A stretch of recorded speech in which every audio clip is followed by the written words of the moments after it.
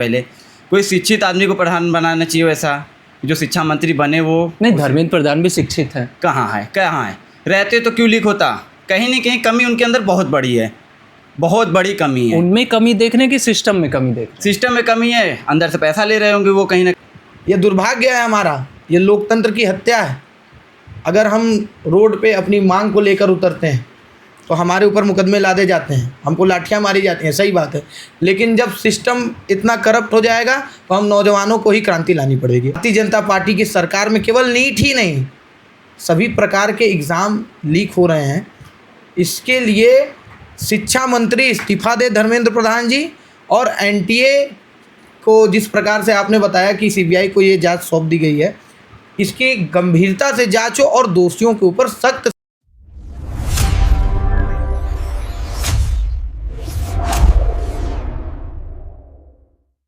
पूरे देश में नीट एग्ज़ाम कैंसिल होने के बाद से छात्रों में जहां निराशा है, वहीं राजनीतिक गलियारों में भी गर्माहट बढ़ चुकी है। फिर से एक बार मौजूदा सरकार पर ये आरोप लगने लगे हैं कि एनटीए तरीके से एग्ज़ाम नहीं करा पा रही, और इतना बड़ा एग्ज़ाम में लीक होना, और अब सीबीआई को जांच सौंपी गई। हमारे साथ कुछ छात्र हैं, हम बात करेंगे और जानेंगे कि आखिर इनकी क्या राय है। अपना परिचय दीजिएगा।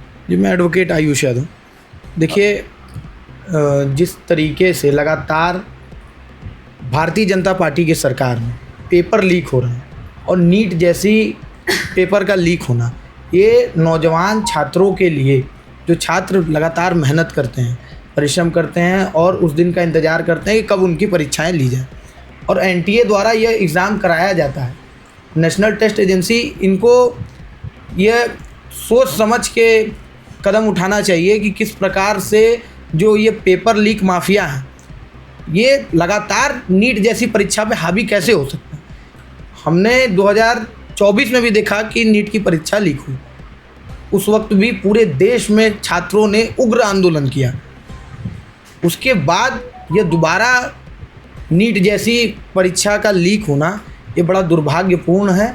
और हम मांग करते हैं, हम सारे नौजवानों की तरफ से मांग करते हैं, सारे छात्रों की तरफ से मांग करते हैं कि जिस तरीके से भारतीय जनता पार्टी की सरकार में केवल नीट ही नहीं, सभी प्रकार के एग्ज़ाम लीक हो रहे हैं, इसके लिए शिक्षा मंत्री इस्तीफा दे धर्मेंद्र प्रधान जी, और एनटीए को जिस प्रकार से आपने बताया कि सीबीआई को ये जांच सौंप दी गई है, इसकी गंभीरता से जांच हो और दोषियों के ऊपर सख्त से सख्त कार्रवाई हो।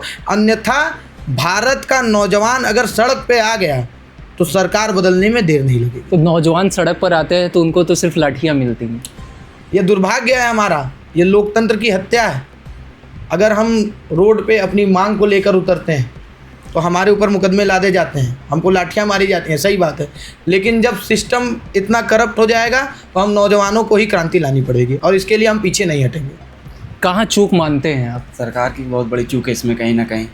जब वो धर्मेंद्र प्रधान बार बार मंत्री जब से बने तब से ही पेपर लीक हो रहा है, ये चीज़ को मान रहे हैं आप लोग भी। जब से शिक्षा मंत्री बार बार पेपर लीक हो रहा है, बार बार पेपर लीक हो रहा है, तो इनको हटा दीजिए पद से। क्यों रखिए हैं? क्या मजबूरी के प्रधान जो हैं पद पे अपने हैं, इनको हटा देना चाहिए तुरंत। पहले कोई शिक्षित आदमी को प्रधान बनाना चाहिए, वैसा जो शिक्षा मंत्री बने वो। नहीं, धर्मेंद्र प्रधान भी शिक्षित है। कहाँ है रहते तो क्यों लीक होता? कहीं ना कहीं कमी उनके अंदर बहुत बड़ी है, बहुत बड़ी कमी है। उनमें कमी देखने की सिस्टम में कमी देख सिस्टम में कमी है, अंदर से पैसा ले रहे होंगे वो कहीं ना कहीं, तब ना सिस्टम में कमी हो रही है। अंडर टेबल मैटर चल रहा है ये। जब पेपर होगा तभी लीक हो जाएगा, क्यों ना उनको पैसा जाता होगा कहीं ना कहीं, इसके वजह से बच्चों का जीवन बर्बाद हो रहा है। ये पढ़ाई बहुत महंगी होती है भैया, आप लोग जानते होंगे, बहुत महंगी पढ़ाई होती है। कम से कम 8 घंटा 12 घंटा इसमें पढ़ना पड़ता है रोज़।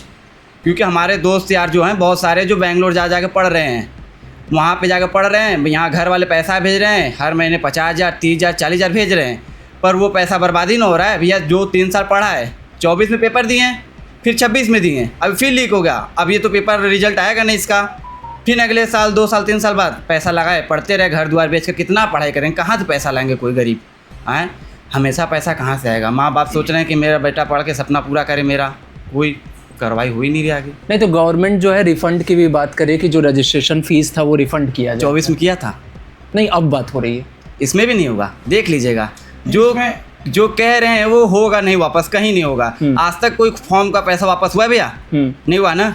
ये भी फॉर्म का पैसा वापस नहीं होगा, जो भाड़ा किराया लगा, जो साल भर हमारा पढ़ाई का पैसा बर्बाद हुआ वो देंगे हमको? हमारे दोस्तों के जितने भी दोस्त पढ़ रहे हैं उन लोग का पैसा वापस होगा? आप बताइए, कहीं से भी होगा? नहीं होगा। बस ऐसे ही लोग बर्बाद होते रहें। ये सरकार कुछ करने वाली नहीं है, युवाओं का जीवन बर्बाद करने वाली सरकार है ये। इस सरकार को बदलना बहुत ज़रूरी है हम लोग के लिए। नहीं बदलेंगे, नहीं कार्रवाई होगा धर्मेंद्र प्रधान पे, तो हम लोग तो भैया तैयार है आंदोलन करने के लिए। बहुत बड़ा आंदोलन करेंगे, जैसे नेपाल में हुआ था उससे बुरा यहाँ करेंगे।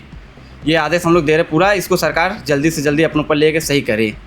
क्या कहेंगे रिफंड पॉलिसी पर जो इस बार हो रही है फिर से? देखिए, पहले आप किसी को बड़ा झटका दे दें, उसके बाद आप उसको रिफंड करें। ये दुर्भाग्य है नौजवानों का, छात्रों का, छात्राओं का। आप समझिए, जो मिडिल क्लास घर के बच्चे होते हैं, छात्र होते हैं, वो लगातार मेहनत करते हैं, परिश्रम करते हैं, नीट जैसी कठिन परीक्षा के लिए दिन रात एक करके मेहनत करते हैं। उसके बाद पेरेंट्स भी तो परेशान होते हैं बच्चों के साथ। हम कह रहे हैं आप रिफ़ंड कर देते हैं पैसा, बच्चों का अपने फॉर्म का पैसा रिफ़ंड, जो ट्रांसपोर्ट लगा है, जो आप एक व्यक्ति के लिए सोच रहे हैं कि जो पेपर देने जाता है आप उसका पैसा रिफ़ंड कर दिए फॉर्म का।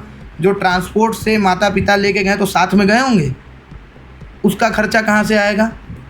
और उसके बाद जो मेंटल टॉर्चर छात्रों के साथ लगातार हो रहा है, इसकी जिम्मेदारी कौन लेगा? हम छात्र नौजवान ये पूछना चाहते हैं कि क्या हमारे इस जो ये घटनाएं हो रही हैं पेपर लीक की, इसके लिए कोई जिम्मेदार व्यक्ति आके अपने आप को जिम्मेदार ठहराता है? पहले भी हुआ करता था कि अगर कोई भी सिस्टम में फेलियर रहता था तो उस पद पे बैठा हुआ व्यक्ति अपने पद से इस्तीफा देता था। सरकार अपने आप को जिम्मेदार मानती थी, लेकिन यह सरकार ढीठों की सरकार हो गई है।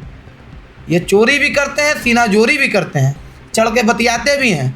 जब आपके सिस्टम में फेलियर है, जब आपके द्वारा कराया गया पेपर लीक हो जा रहा है, तो आप अपने शिक्षा मंत्री से क्यों नहीं इस्तीफा मांग ले रहे हैं? क्यों उनको पद से नहीं हटा रहे हैं? क्या मजबूरी है आपकी? मतलब पूरा सिस्टम इसमें इन्वॉल्व है।